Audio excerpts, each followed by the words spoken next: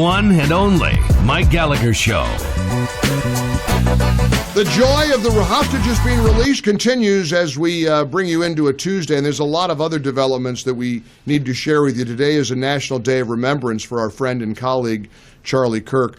I'm in such a weird place right now. I'm feeling a desire to share some grace. I think it's really important to share, to exhibit a little bit of grace. Think about today's National Day of Remembrance for Charlie Kirk. I mentioned it to my friend Mark Davis this morning in Dallas, and Mark was shocked that the United States Senate unanimously approved today being a National Day of Remembrance for Charlie. Mark said, unanimous? And of course I looked it up. Yes, every single member of the U.S. Senate, Democrats and Republicans, are honoring Charlie today. Now, look, I know they don't get a big medal for just sort of going along with something that is this decent and this tremendous. But, you know, Florida Senator Rick Scott introduced a resolution to make October 14th, 2025, which would have been Charlie's 32nd birthday, it's his 32nd birthday today, a National Day of Remembrance for Charlie Kirk, calling his assassination a devastating loss. Senator Scott said in remarks, Charlie was a good man, a devout husband, father, friend. And every single Republican and Democrat in the Senate approved the resolution. See, we never talk about times where Republicans and Democrats come together. We're always at war with each other. This week already we've heard Bill Clinton, Hillary Clinton, Joe Biden, John Fetterman, prominent Democrats all commend and congratulate and praise Trump for this historic peace deal. And I'm just not in a skeptical mood right now. I'm not even in a skeptical mood about Christiane Amanpour. Have you heard this debate? Now, what she said on CNN was pretty dreadful.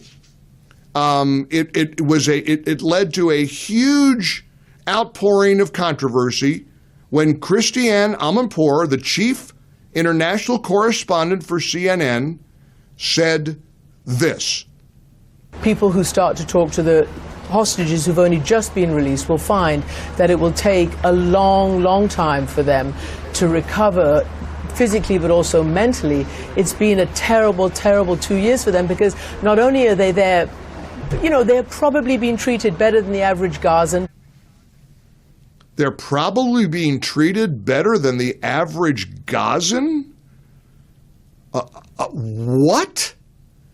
Now, there was such shock and outrage at her casual observation that the men and women and children, those hostage, these brutalizations, the rape.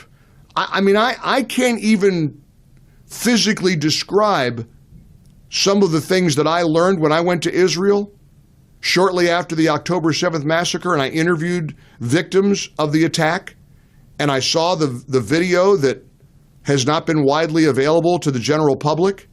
I can't even put into words what some of the acts that they committed against these innocent men, women, and children, because it's so grotesque, and you would be so repulsed, you'd be mad at me for telling you. So I won't. I mean, I've got to respect some level of decorum and decency and know that there are men, women, and children listening and watching this show all over the country. So I'm not going to repeat it, but it's so bad, I can't put it into words. I can't say it on this show.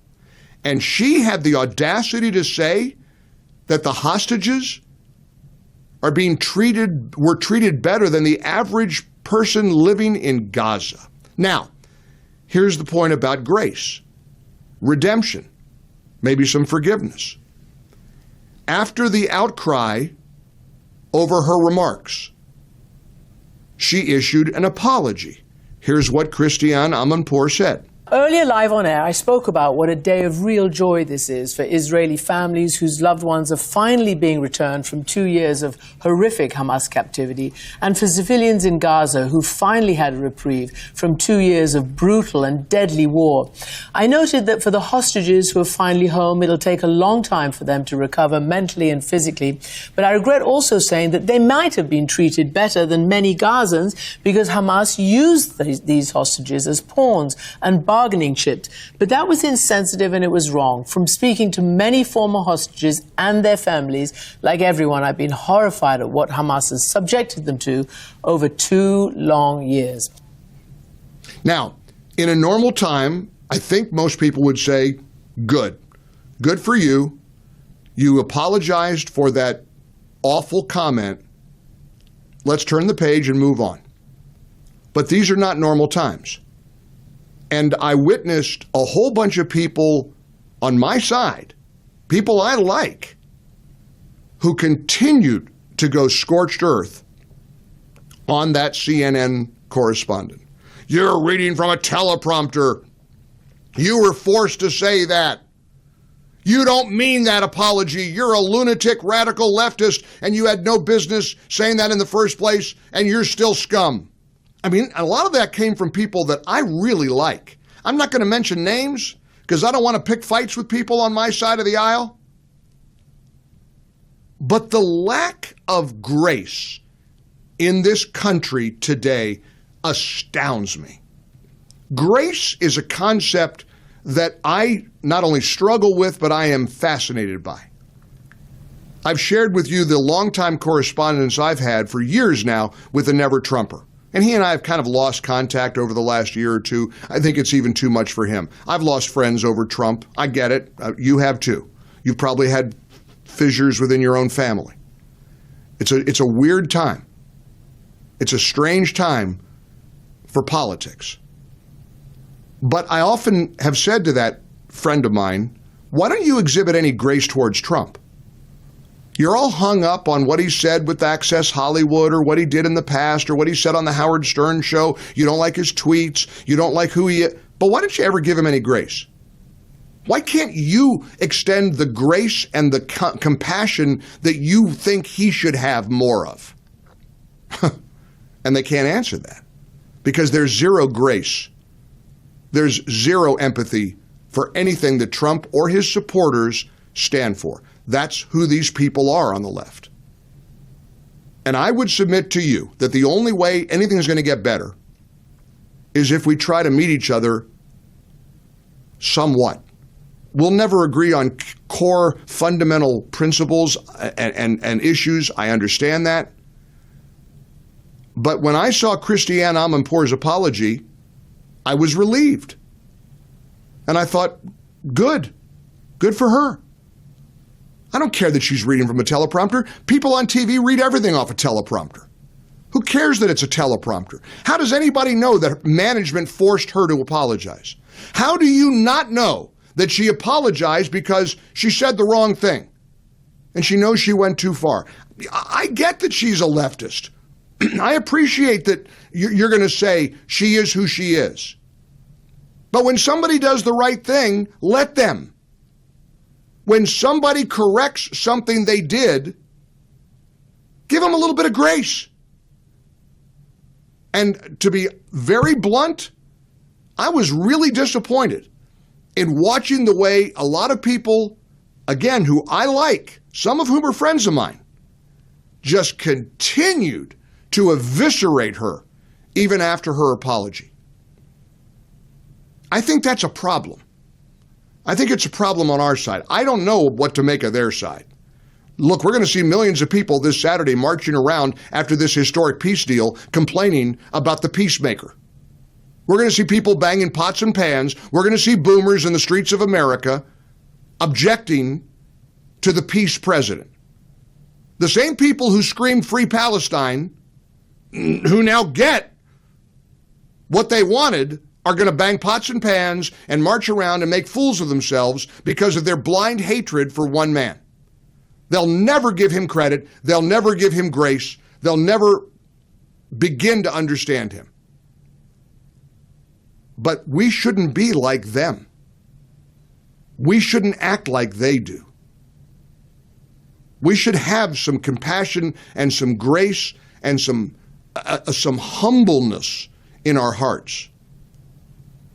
I believe, and you want to go biblical here, or I'm not equipped to do this, but I truly believe as a Christian that if someone admits to making a mistake and they ask for forgiveness, then we should accept their apology and forgive them and move on.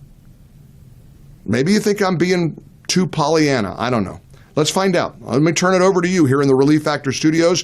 I'm back home again in the upstate of South Carolina in the studios of 98.9 WORD, the voice of the Carolinas. We've got a big client appreciation event this afternoon.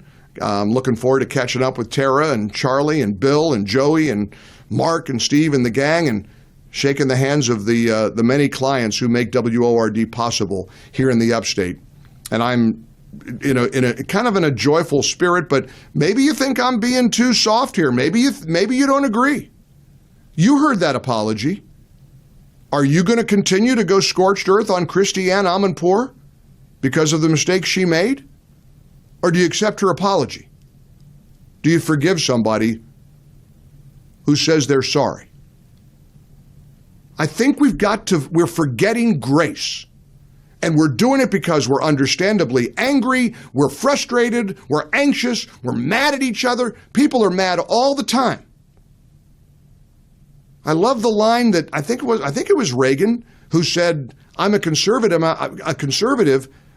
but I'm just not mad about it." People are angry every day, and it's too much. And it starts with us. We can't expect the boomers who are going to be banging pots and pans this weekend to back off. They're going to do what they do. But it starts with us. It starts in here, in our heart. It starts with ourselves. I wonder if we're going to accept the challenge. What do you think?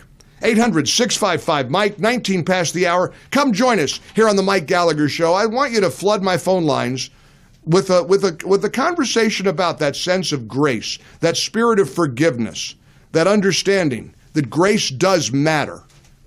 We can't change anybody else, but we can change ourselves.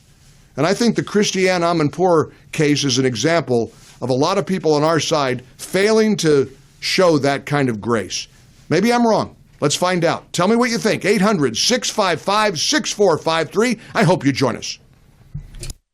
For full shows, live and on demand, it's Salem News Channel.